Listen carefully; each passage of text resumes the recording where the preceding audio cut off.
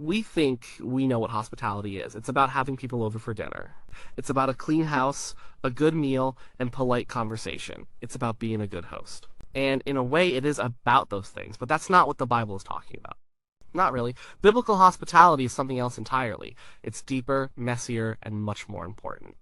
It's less about entertaining and more about welcome.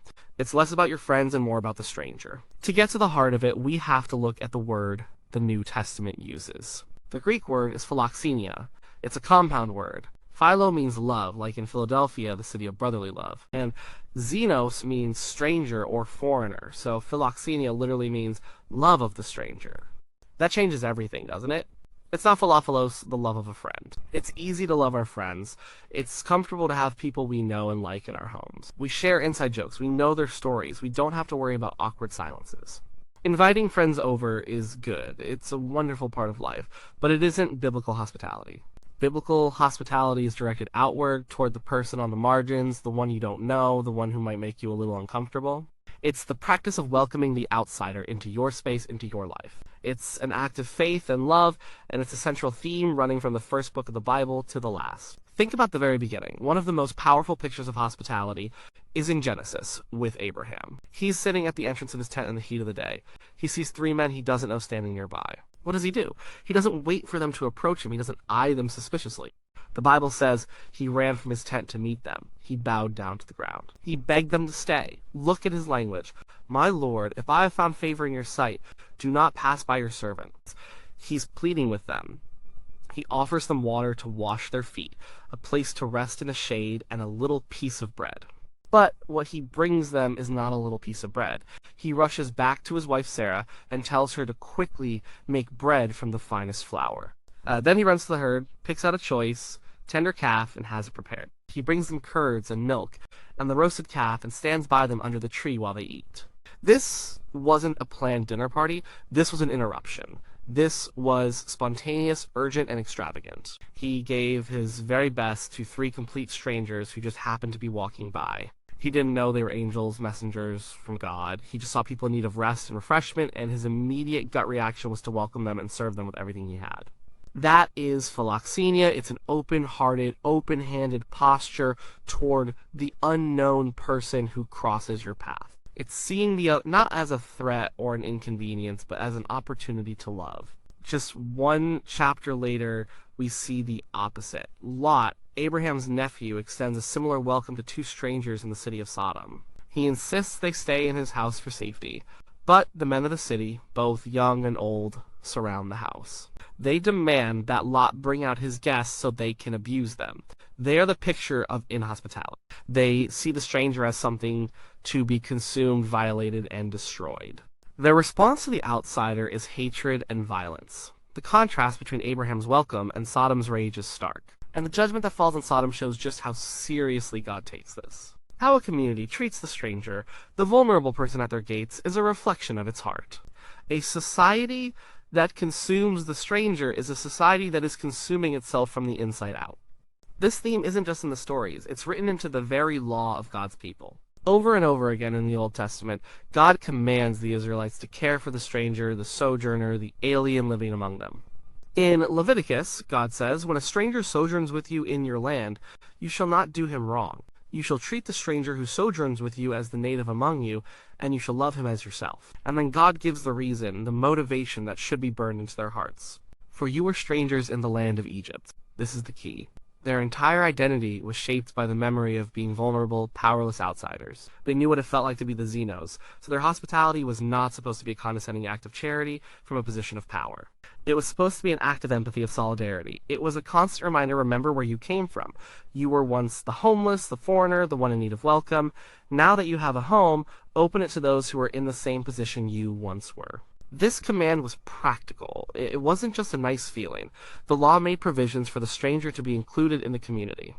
They were to be given a fair wage. They had a right to justice in the courts. They were allowed to glean from the fields after the harvest. God was building a society where the default setting was not suspicion of the outsider, but inclusion and care. It was a radical idea in a world of tribalism and fear.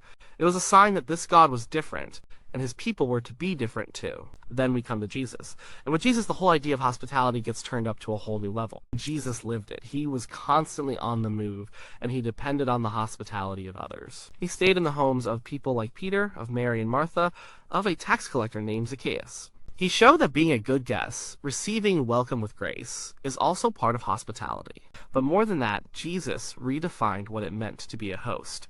Think about who he ate with. In that culture, sharing a meal was a huge deal. It was a sign of acceptance, intimacy, and fellowship. You didn't just eat with anyone. And who did Jesus eat with? The scriptures say he was a friend of tax collectors and sinners. The religious leaders were scandalized. Tax collectors were seen as traitors, colluding with the Roman occupiers. Sinners was a catch-all term for people on the margins, the ritually unclean, the morally suspect. These were not the people you invited to your home for a respectable dinner party. But Jesus actively sought them out. He went to their homes, he welcomed them to his table. His table fellowship was a living parable. It was a picture of the kingdom of God. In God's kingdom, the guest list is not based on your social standing, your moral resume, or your religious performance. The invitation goes out to everyone. The arms of God are open to the outcast, the broken, the one everyone else has written off. Jesus' meals were a controversial, radical act of welcome. He wasn't just sharing food, he was sharing himself. He was saying, you belong, you are seen, you are welcome here. He also taught about it directly. Someone asks him, who is my neighbor? It's a question designed to limit responsibility. The subtext is, who am I required to love and who can I ignore? Jesus responds with the story of the Good Samaritan. A man is beaten, robbed, and left for dead. A priest and a Levite, religious professionals, see him and cross to the other side of the road. They are too busy, too important, or perhaps too concerned about becoming ritually unclean. They fail to see the person in front of them. Then a Samaritan comes along. The Samaritans were despised by the Jews. They were the enemy, the half-breeds, the heretics. He was the ultimate outsider, but he is the one who stops. He is the one moved with compassion.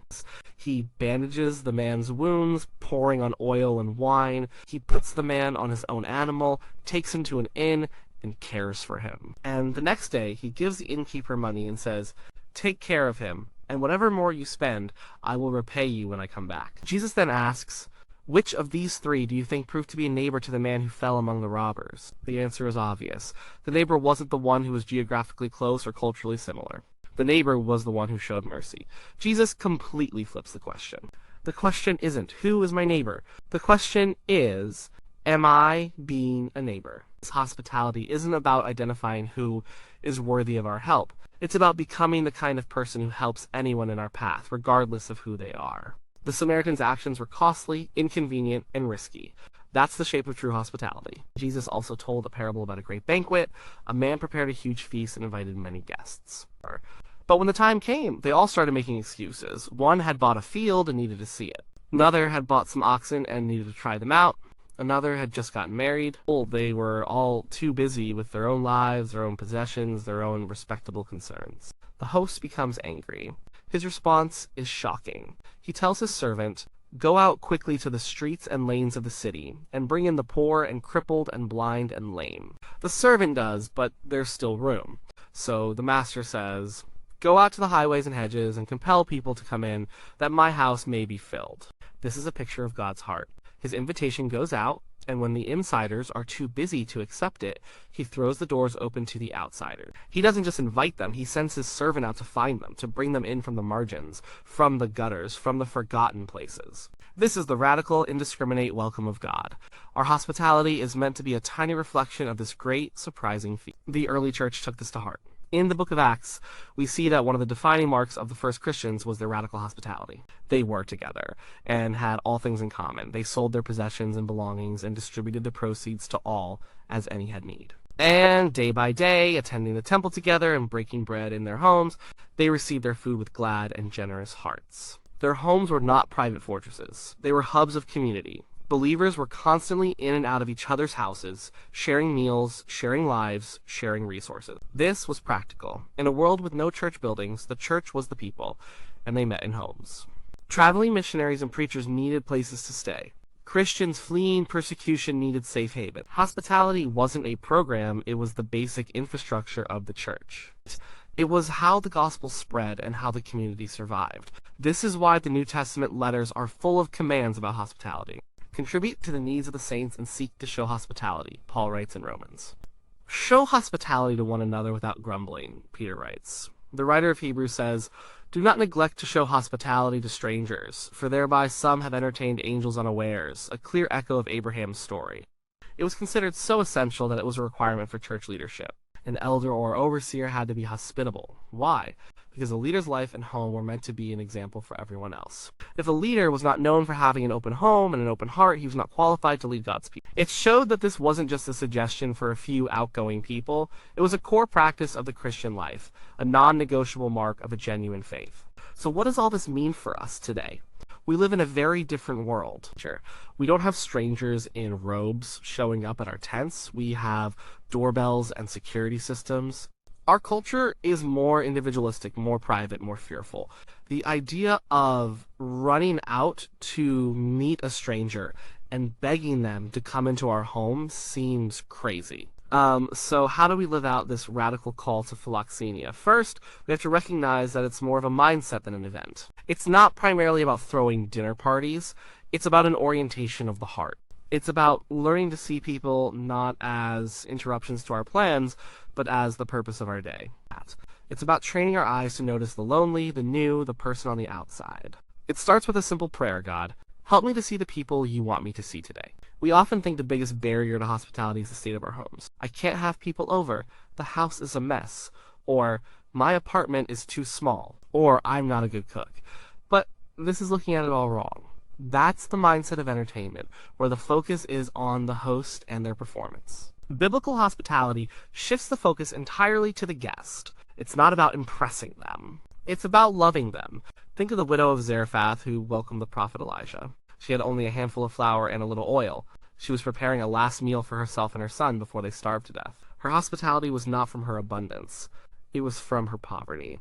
And yet, she shared what little she had. Hospitality is not about offering what you wish you had. It's about offering what you actually have. A simple meal in a messy house, offered with a genuine heart of welcome, is infinitely more valuable than a gourmet meal in a perfect house, offered for show. It's about vulnerability, not performance. It's saying, this is my real imperfect life. You are welcome to share it with me. Hospitality also doesn't have to be a big production. It can be small. It can be offering a cold drink to the delivery driver on a hot day. It can be inviting a new coworker to eat lunch with you. It can be learning the name of the cashier at your grocery store. It can be spending time just listening to an elderly neighbor who is lonely. It can be as simple as making eye contact and smiling at someone who looks like they're having a hard day. These are all small acts of welcome, of seeing the humanity in another person and making a connection. They create little pockets of grace in a harsh world.